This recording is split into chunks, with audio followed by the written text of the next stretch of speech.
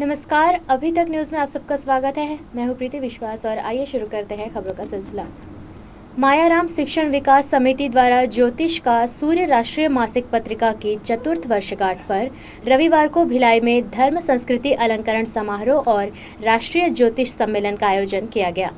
कला मंदिर civic centre में आयोजित इस कार्यक्रम में बतौर अतिथि मुख्यमंत्री डॉक्टर रमन सिंह की धर्मपत्नी वीणा सिंह प्रमुख रूप से पहुंची, जहां उन्होंने इस वर्ष राष्ट्र में धर्म और संस्कृति की रक्षा के लिए बेहतर कार्यों के लिए दोपहर का सामना अखबार के संपादक प्रेम शुक्ल को धर्म संस्कृति अलंकरण से अलंकृत किया।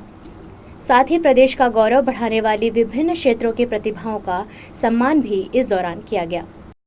भिलाई में आयोजित हुए इस समारोह में चारों ओर धार्मिक मंत्रोच्चार के बीच धर्म और संस्कृति की बातें गूंज रही थीं और इस बात पर मंथन किया जा रहा था कि कैसे अपनी प्राचीन कालीन संस्कृति को बचाया जा सके।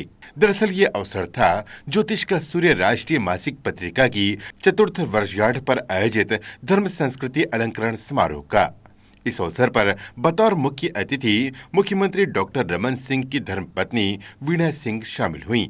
इस दौरान ज्योतिष का सूर्य राष्ट्रीय मासिक पत्रिका की चतुर्थ वर्षगांठ पर उन्होंने सभी को अपनी ओर से बधाई दी। साथ ही धर्म और संस्कृति की रक्षा के लिए किए जा रहे इस कार्य की सराहना करते हुए हमेशा अपना सहयोग बनाए रखने की बातें कहीं। हमारे आज के समय में हम नारियां अपने नारीत्व को ऊंचाई नहीं दे पा रहे हैं, कहीं कमजोर हो रहे हैं, पाश्चात्य संस्कृति को देख के बहक जा रहे हैं। उसको संभालने के लिए भी थोड़ा बहुत हमारी संस्कृति और धर्म और मजबूत हो। मैं हमेशा सहयोग करती रहूंगी ऐसे संस्कृति या धर्म के कार्यक्रमों को।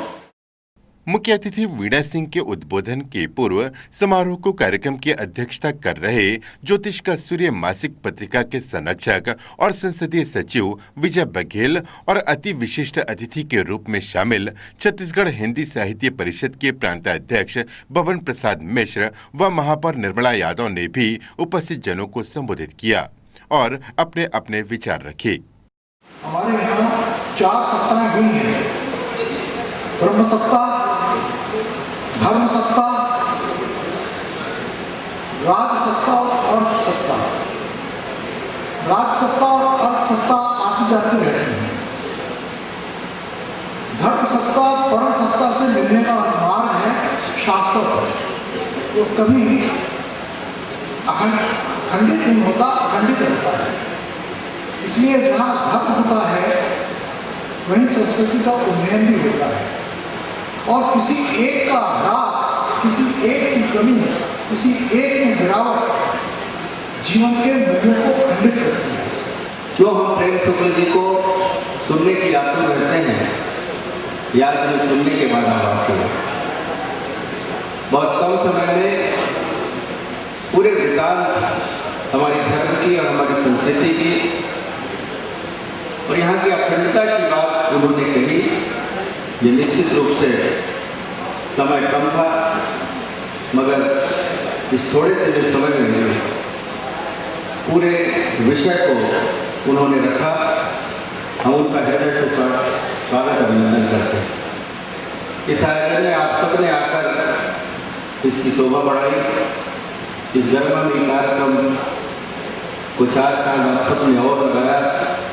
निश्चित रूप से यह आयोजन आने वाले दिनों के लिए हम सब के लिए प्रेरणादायी होगा। धर्म है, कहा जाता है ना कि धर्म जो धर्म है उसको बहुत लड़ना पड़ता है और वैसे ही सच को बहुत लड़ना पड़ता है। सच भले लड़ता है लेकिन लड़ता नहीं है और सच लड़ता है भले उसे देर से विजय मिलती लेकिन मिलती है। इसके प्रत्यक्ष उदाहरण हमारे प्रभु श्री राम जी हैं और जो रावण धर्म के पुजारी थे। ये सारे शास्त्र हम सब लोगों को शिक्षा देने वाले जो शास्त्र हैं वो हमारे देश के शास्त्र हैं। आज पश्चिमी देशों की बातें जरूर चलती है लेकिन कहीं ना कहीं जरूर हमारी संस्कृति में हम लोगों के बीच में कहीं ना कहीं हमारी संस्कृति विलुप्त होती जा रही है। समारोह के आरंभ में समस्त अतिथियों ने दीप प्रज्वलित करते हुए कार्यक्रम का उद्घाटन किया। जिसके बाद मायाराम शिक्षण विकास समिति और ज्योतिष का सूर्य पत्रिका के पदाधिकारियों द्वारा समस्त अतिथियों का स्वागत किया गया, जिसके बाद स्वागत भाषण मायाराम शिक्षण विकास समिति के अध्यक्ष और पत्रिका के संपादक विनोद चौबे ने प्रस्तुत किया। पाश्चात्य संस्कृति हमारे भारत में ऐसा घर कर रही है कि लोग अपनी संस्कृति को भूलते जा रहे हैं। पाश्चात्य संस्कृति के आगोश में भारतीय संस्कृति कड़ा है, बढ़ रही है, और इस संस्कृति को, पाश्चात्य संस्कृति को हमको समाप्त करना होगा और उस कार्य में जो अनवरत सतत गतिशील रहते हैं, ऐसे महान व्यक्तित्व को धर्म संस्कृति अलंकरण समारोह से अलंकृत किया जाता है। भिलाई में यह पहला आयोजन था जब धर्म संस्कृति अलंकरण समारोह के साथ साथ राष्ट्रीय ज्योतिष सम्मेलन का आयोजन किया गया था। इस आयोजन में जहां दूर दूर से ज्योतिष पधारे, तो वहीं प्रमुख वक्ता के रूप में मुंबई के प्रसिद्ध अखबार दोपहर का सामना के संपादक प्रेम शुक्ल ने शिरकत की। इस मौके पर मुख्य वक्ता के रूप में पहुंचे प्रेम शुक्ल ने अपने चित परिचित अंदाज में धर्म और संस्कृति पर खुलकर अपने विचार रखे। शकरी ईर्ष्या के मूलक, शकरी भेदभाव के मूलक, और धर्मराज पांडव या भीष्म पितामह, द्रोणाचार्य, ये सारे जो भोग के मूलक नहीं, ये त्याग के मूलक, ये त्याग की परंपरा को प्रेरणा देते हैं। तो इन संस्कृतियों का टकराव होता है, और जब संस्कृतियों का टकराव होता है तब महाभारत होता है, और महाभारत धर्म के नाम पर होता है, सत्य के नाम पर होता है। तो हमारी और जब महाभारत होता है तो उसका परिणाम ये है कि अंततः नए युग का सूत्रपात होता है। तो हम आईटी एरा में एक बार ग्लोबल विलेज बने, तो इस ग्लोबल विलेज में एक बार फिर से धर्म संस्कृति का टकराव, इसको फ्यूजन भी कुछ लोग कह सकते हैं, कुछ टकराव भी कह सकते हैं, लेकिन इतना सुनिश्चित समझे कि इस टकराव से अंततः महाक्रांति पैदा होगी, और जब महाक्रांति पैदा होगी तो विश्वव्यापी वही संस्कृति होगी जिसका अपनी बुनियाद बहुत मजबूत है। अतिथियों के स्वागत और उद्बोधन के पश्चात आरंभ हुआ धर्म संस्कृति अलंकरण समारोह, जिसके तहत इस वर्ष धर्म और संस्कृति की रक्षा के लिए अपना महत्वपूर्ण योगदान देने के लिए मुंबई से पहुंचे सामना अखबार के संपादक प्रेम शुक्ल को धर्म संस्कृति अलंकरण से अलंकृत किया गया। इस मौके पर बतौर मुख्य अतिथि पहुंची मुख्यमंत्री डॉक्टर रमन सिंह की धर्मपत्नी वीणा सिंह ने अलंकरण पत्र, शॉल, श्रीफल और पगड़ी पहनाकर प्रेम शुक्ल को सम्मानित किया।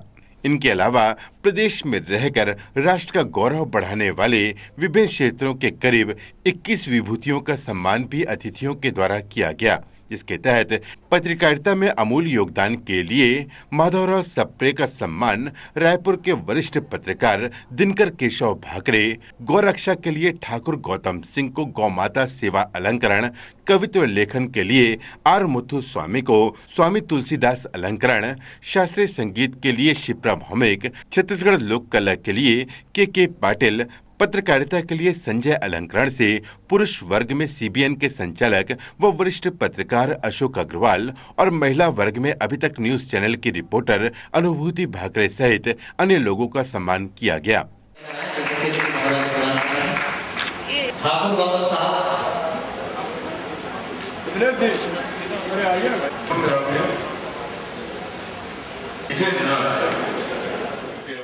लंबे समय बाद मायाराम शिक्षण विकास समिति द्वारा भिलाई में राष्ट्रीय ज्योतिष सम्मेलन का भी आयोजन किया गया, जिसमें प्रदेश ही नहीं वरन देश के विभिन्न हिस्सों से ज्योतिष भिलाई पहुंचे, जहां उन्होंने अपना शोध पत्र प्रस्तुत किया। इनके शोध पत्रों पर चयन कमेटी के अध्यक्ष बीएम बाली, महासचिव दादाराव बरोड़े, उपाध्यक्ष बी विश्वेश्वर के निर्णयानुसार निर्णय सुनाते हुए महर्षि आर्यभट्ट अलंकरण, महर्षि पराशर, वास्तु महर्षि और स्वर्ण पदक के लिए नामों की घोषणा की गई, जिन्हें अतिथियों के द्वारा सम्मानित किया गया। कुल मिलाकर भिलाई में आयोजित हुआ ये समारोह काफी सफल रहा, जिसमें शामिल लोगों ने धर्म और संस्कृति की रक्षा के लिए संकल्प लिया। Bureau report. अभी तक देश की स्थिति काफी खराब है और इसमें सुधार के लिए सामाजिक क्रांति आना बेहद आवश्यक है। ये बातें अभी तक से खास चर्चा के दौरान वरिष्ठ पत्रकार और सामना मुंबई के संपादक प्रेम शुक्ल ने कही। भिलाई में आयोजित धर्म संस्कृति अलंकरण समारोह में शामिल होने पहुंचे सामना हिंदी के संपादक प्रेम शुक्ल से अभी तक के न्यूज़ हेड मिथिलेश ठाकुर ने विभिन्न मुद्दों पर खास बातचीत की। आइए देखते हैं ये बातचीत कैसी रही। चाहे देश की राजनीति की बात हो या धर्म और संस्कृति से जुड़े हुए मुद्दे, सभी मुद्दों पर बेबाकी से अपने विचार रखने वाले प्रसिद्ध पत्रकार प्रेम शुक्ल जी हमारे बीच मौजूद हैं, जो वर्तमान में सामना मुंबई हिंदी के संपादक भी हैं। आइए उनसे हम बातचीत करते हैं और जानते हैं देश की वर्तमान स्थिति के बारे में कि किस तरह से आज की स्थिति है। तो जानना चाहेंगे कि आज आप अपने हमारे देश को आज किस नजर से देखते हैं? देखिए, हम अराजकता के मुहाने पर बैठे हुए हैं। आर्थिक अराजकता चल रही है, तो राजनीतिक अराजकता का दौर चल रहा है, सामाजिक अराजकता के दौर में है। आर्थिक अराजकता ये है कि महंगाई बढ़ रही है, मुद्रास्फीति की दर बढ़ रही है, रुपए की कीमत लगातार कम होती जा रही डॉलर की तुलना में, बेरोजगारी बढ़ रही है और इन सारे चीजों पर हमारे अर्थव्यवस्था प्रधानमंत्री के पास किसी प्रकार का उपाय नहीं है।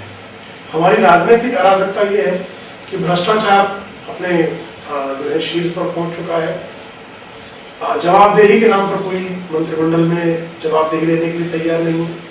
प्रधानमंत्री महोदय हर चीज से अपने आप को नावाकिफ बताते हैं और इस सरकार में सबसे जिम्मेदार व्यक्ति कौन है तो किसी की समझ में नहीं आ रहा है। आज आप मुंबई में फोटो जर्नलिस्ट का बलात्कार कांड देख रहे हैं, लोगों में कानून का खौफ नहीं रह गया है। इससे सामाजिक अराजकता फैली है। देश में राजनीतिक, आर्थिक और सामाजिक अराजकता इकट्ठे आना ये लोकतंत्र के विफल होने का संकेत दे रहा है। जी, आज किस तरह से पहल होनी चाहिए? आज के दौर को देखते हुए कैसे पहल करनी चाहिए? पहल होनी चाहिए कि हर पहले सरकार को उत्तरदायी होना चाहिए। सरकार अपना उत्तरदायित्व स्वीकारने के लिए तैयार नहीं है। लोग दीवान खाने में बैठकर राजनीति कर रहे हैं। जनता की समस्याओं से सत्ता में बैठे लोग जो हैं स्वयं को जोड़ने में नाकामयाब रहे हैं और सत्ता तंत्र में बैठे लोगों को किस तरह से उनको हटाना चाहिए, उसकी वैकल्पिक व्यवस्था किस तरह से की जानी चाहिए, उसमें विपक्ष भी अपने आप को हताश पा रहा है। ऐसी स्थिति में इस देश में आम आदमी को अब स्वयं उठकर खड़ा होना होगा और एक नए सिरे से नई क्रांति करने की आवश्यकता है और वो क्रांति जो है वो आर्थिक और सामाजिक मुद्दों पर होनी चाहिए। जी, क्रांति की बात कर रहे हैं, युवाओं को बोलते हैं कि आप आगे आए और युवा ही पीछे रह जाते हैं मतदान के लिए। ऐसे वक्त में जब युवा एक परिस्थितियों को बदल सकते हैं और युवाओं को जोड़ने के लिए राजनीति में किस तरह के करते हैं? नहीं, हमने लोकतंत्र को चुनाव तंत्र में तब्दील कर दिया है और लोकतंत्र को नोट तंत्र से खरीदने का हमने एक कामयाब नुस्खा बना लिया है। परिणाम स्वरूप युवा अपने आप को हताश पा रहा है और जब युवा उठा है 1920 में जब इस देश में पहली बार स्वदेशी और होमरूल की बात उठी तो युवा खड़ा था। 1956 में जब इस देश में परिवर्तन, जब जनतांत्रिक परिवर्तन शुरू हुआ, हमारे देश का नेतृत्व युवा कर रहा था। 1975 से 1977 के बीच जो क्रांति हुई, पहली बार संपूर्ण क्रांति का नारा देकर जयप्रकाश नारायण के नेतृत्व में जो आंदोलन जनतंत्र के समर्थन में हुआ तो युवा खड़ा था। 1990 में जो हिंदुत्व का आंदोलन खड़ा हुआ वो युवा वर्ग के भरोसे था। अब 2013 से 2015 के बीच एक बार फिर युवा को खड़ा होना होगा और इस समय इस जो हमारी हताशा वाली स्थिति है उससे युवा ऊर्जा ही हमको उबार पाएगी। जी, अब हम देखते हैं, अब विकास पर देखते हैं कि भारत की सीमा पे कोई घुसपैठ हो रही है, बार-बार घुसपैठ हो रही है, हमारे प्रधानमंत्री कुछ नहीं करते थे। ऐसी स्थिति में अब क्या किस तरह के पहल होनी चाहिए, हमें किस तरह का जवाब देना होगा देश को बचाने? देखिए, देश को बचाने के लिए हम पहले ये तय कर लेना होगा कि पाकिस्तान हमारा दोस्त नहीं है, दुश्मन है और हमारे पड़ोस में बैठा दुश्मन वो हमसे हमेशा झूठ बोलता है, हम पर हमले करता है, हमारे साथ दगा करता है और हम उससे दोस्ती की बात करते हैं। तो ये एक व्यक्ति जो है हमारे साथ बारंबार हमारी पीठ में छुरा घोंपता है और उस छुरा घोंपने के बाद हर बार जो है एक जानिसार अख्तर साहब की बहुत मशहूर उनका शेर है, जावेद अख्तर साहब जो बड़े फिल्म गीतकार हैं, उनके अब्बा हुजूर ने एक बहुत बढ़िया शेर लिखा है कि जब लगे जख्म तो कातिल को दुआ दी जाए, है अगर रस्म तो ये रस्म बदल दी जाए। हमको पाकिस्तान को निपटाने के बारे में विचार करना होगा कि हम पाकिस्तान को कैसे तोड़ सकते हैं, उसको बांट कैसे सकते हैं। हमने पाकिस्तान को 1971 में बांटा, 10 वर्षों तक हमने अमन की सांस ली। पाकिस्तान के 3 टुकड़े कर दो, हमेशा के लिए आपको स्थायी शांति सुकून मिल जाएगा। आज धर्म संस्कृति यहाँ पे जो है किस तरह की आप देखते हैं, किस तरह की संस्कृति होती है? देखिए, धर्म और संस्कृति नाम की कोई चीज आपके यहाँ बैलेंस नहीं बची है।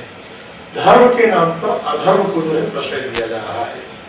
आज राम जन्मभूमि की मुक्ति के लिए एक 84 कोस की परिक्रमा शुरू हुई, और जिस देश में हमारे को बुनियादी तौर पर अपने धर्म को अपने तरीके से मानने का संवैधानिक अधिकार है, उस देश में बहुसंख्यक हिंदू समाज को अपने इष्ट रामलला के 84 कोस की परिक्रमा को प्रतिबंधित कर दिया गया।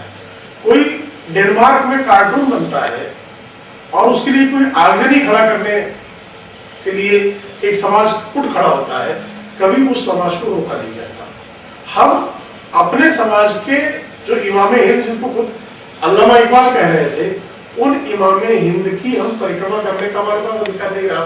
तो जब बहुसंख्यक समाज के धर्म को पालन करने की उनकी जो संवैधानिक स्वतंत्रता है, जब वो छीन लिया गया है, तो धर्म बचा कहाँ? अधर्म का राज हो गया। आज सामाजिक क्रांति लाने के लिए किस तरह के प्रयास होते हैं? सामाजिक क्रांति लाने के लिए सबसे पहले युवा को चेतना होगा, उसको अपनी जिम्मेदारियों, अपने अधिकारों दोनों का एहसास करना पड़ेगा। हम होता ये है, अधिकार का तो एहसास है लेकिन जिम्मेदारी का एहसास नहीं है।